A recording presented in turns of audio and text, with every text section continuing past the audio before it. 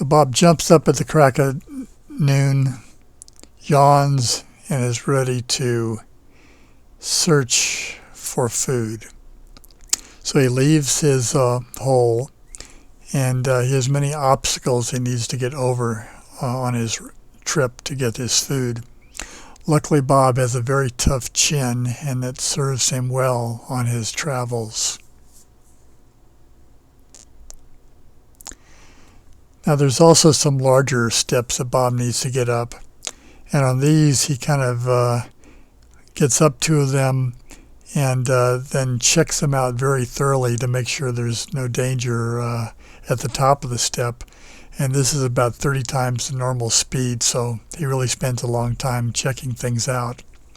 When he decides things are safe, he leaps up the step and springs up to the next level, which is a large plain, and there's nothing much he can do there but simply to carry on.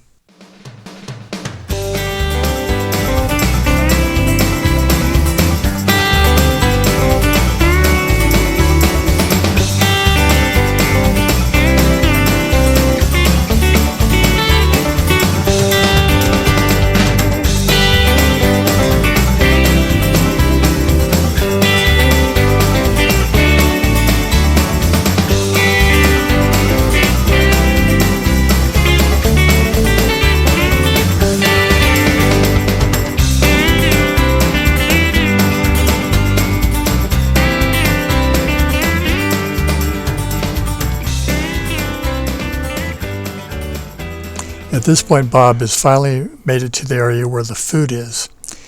Bob leaps onto the porch and then slowly makes his way towards the food. Now, at this point, he's somewhat irritated because he noticed that apparently people put food out for other animals, but they don't put food out for turtles, and he's irritated, and he's just not going to put up with it.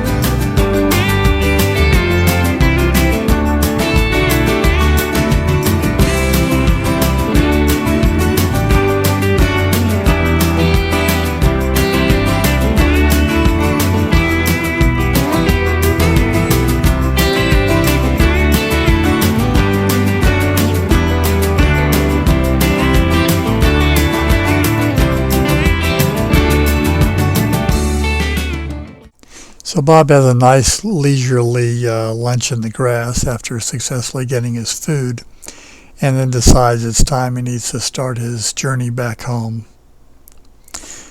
He initially thinks about going down the regular steps down to the next level, but kind of checks that out and decides the chin's getting a little bit sore, and maybe he better take the long way around. So he goes along the backyard. So at this point, Bob comes across a herd of snails and picks out the slowest one and grabs him. Now the snail was in the rocks and tried to hide himself, but Bob was not easily fooled and pulled the rocks off the snail and proceeded to get ready for a dining experience. So Bob gets ready, wipes off his face, and prepares himself for the the most exciting part of escargot dining, which is, of course, the removal of the snail from the shell.